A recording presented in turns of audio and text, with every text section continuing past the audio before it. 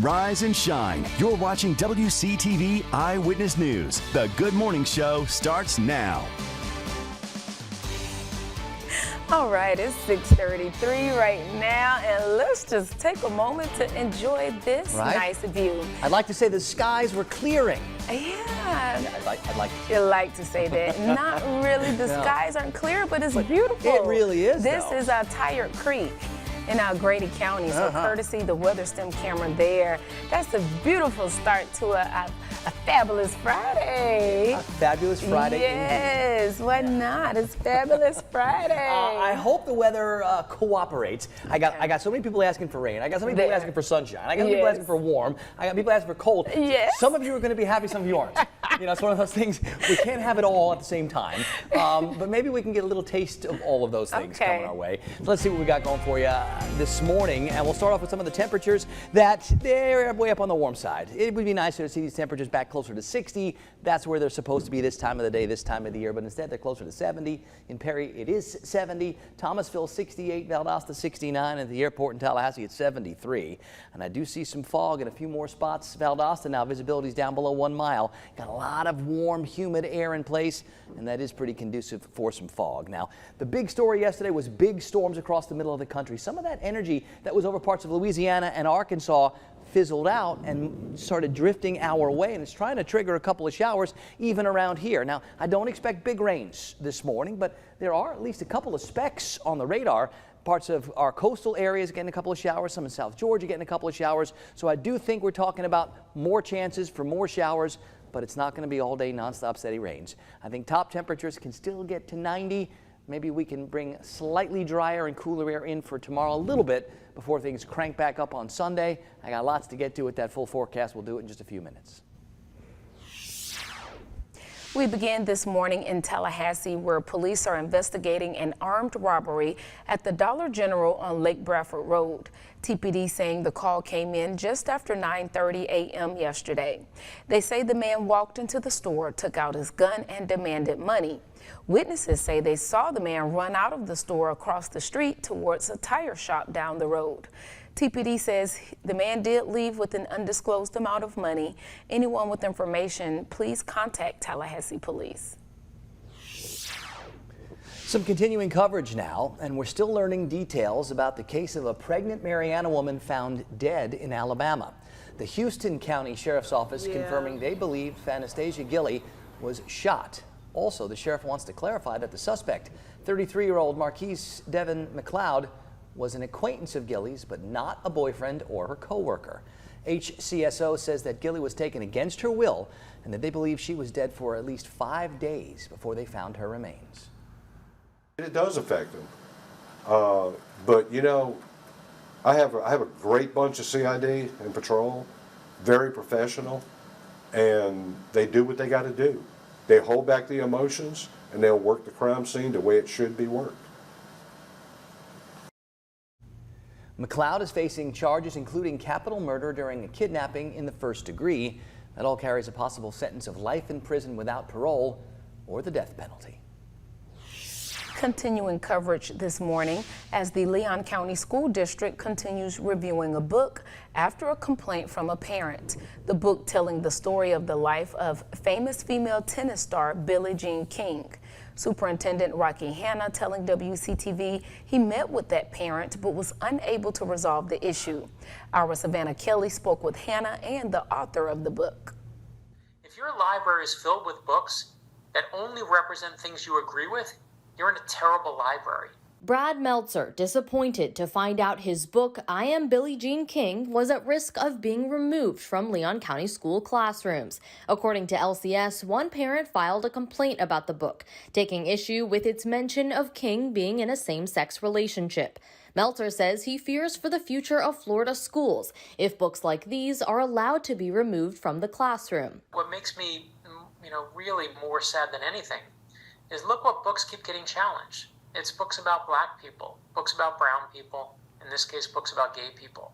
You notice a pattern here? Superintendent Rocky Hanna says he met with the parent on Thursday, but that wasn't enough to resolve the complaint. You have some parents that may object to a book, other parents don't, and by just simply removing a book then you're denying access to other children and their families are fine with it. According to the district's review process, the next step will be for a third party, such as a retired librarian or a media center specialist, to listen to both sides and then give a recommendation to the school board, who would have the final say on whether the book is removed. The goal here is to find a compromise where all parents feel included and all parents have a say and a voice, and that's the goal.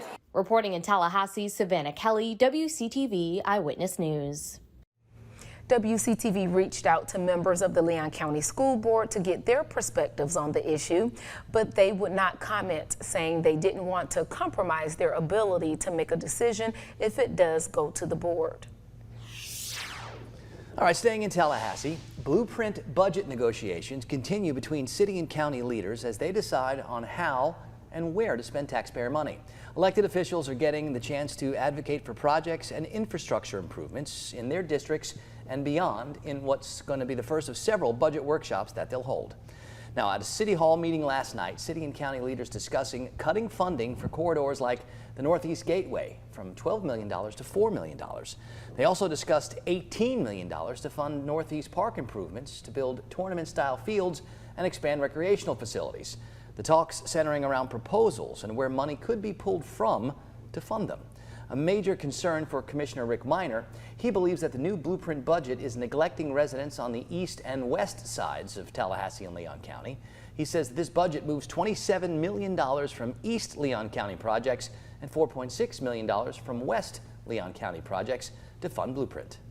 I am not comfortable moving forward until there is a healthy conversation about debt reduction.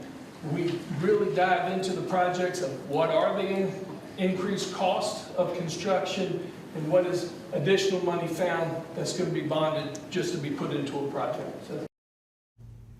No dollars were finalized for use in part because Mayor John Daley said no action would be taken until the issue of debt reduction is addressed. The board asking Blueprint for breakdowns on all project funding increases that'll be necessary to get a better sense of how they're allocating a $1 billion budget. 6:40 now. The judge who presided over the Parkland shooter's trial has resigned after more than a decade on the bench.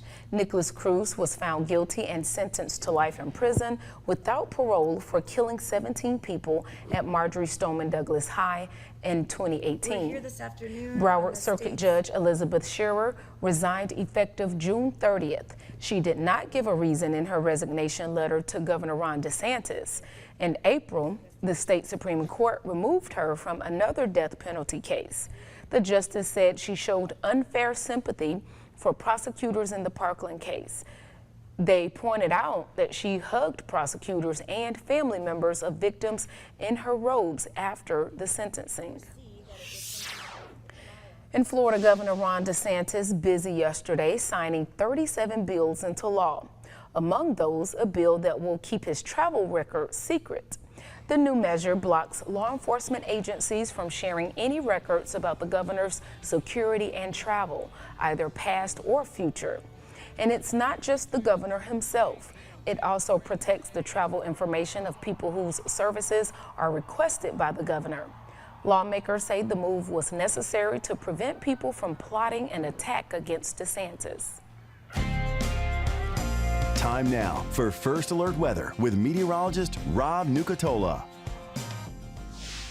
All right, that radar picture was a little bit more active early this morning. I still see a couple of spots where a couple of specks coming down, like on Highway 19 south of Perry and Taylor County, but really not a whole lot left out there. Some of that decaying energy that's been trying to drift our way is fizzling out. Now, as we get the daytime heating and with that old boundary that tried to droop in from the north and east yesterday, some of that decaying energy could reignite a few more showers. And I do think with all the warm, humid air in place, we've got a good chance for some more showers, but remember, this is not everybody gets wet all the time kind of rain. These are going to be some scattered showers that pop up. There should be some thunderstorms, and you know, some could get a little bit strong, especially if those temperatures get to where I think they can go this afternoon. So we got lots to watch, but remember, it's not an everybody gets wet kind of deal. A lot of us are going to miss out again, and I know we've got those thirsty lawns, gardens, and greens out there. We could use the help. Let's hope that we find some more showers in some more spots today. It's 72 in Tallahassee. It's 69 in Valdosta. It's 68 degrees in Thomasville. A little breeze is trying to limit some of that fog. We're going to find some in some of the eastern areas. Most of the temperatures all clustered right around 70 degrees, almost all of them between like 68 and 72. It's a little warmer at Apalachicola where it's 73, a little cooler in Live Oak where it's 66. Now that breeze today is going to turn more east and southeast and south and continue bringing in the warm and the muggy. I think some visibility concerns for real this morning. There'll be some more fog around tomorrow morning. Valdosta, our visibility is 2.5 miles across city. It's about a half mile. So the I-75 corridor where we got a little bit more of that fog. This energy from to the west is moving east. It's fizzling out, but it's going to be there, and it should be able to provide a little focus to get some of those showers going later this afternoon. The sooner the showers, the better, of course, to limit some of the heat. Now, over the next couple of days, I think a little drying and fewer showers, and of course that likely leads to warming, so temperatures are going to start to crank back up. Maybe we can keep it below 90 today if we can get enough clouds and showers early, but I think by Sunday we're right back into the lower, if not middle 90s, so lots of hot. Southeast winds turning a little east, 5 to 15 on the Gulf today. 60s and 70s this morning. The rain chances like 50-50, but fizzling this afternoon, more like a 70% chance, but that doesn't mean it rains 70% of the time. It just means that wherever you are, there's a good chance you see some of those showers. A lot of us, though, are going to miss out. We'll shoot for 90. Tonight it's back near 70, and those showers will eventually fizzle. Here's that longer range forecast. Hot Sunday, Monday. Hopefully better chances for showers the middle of next week.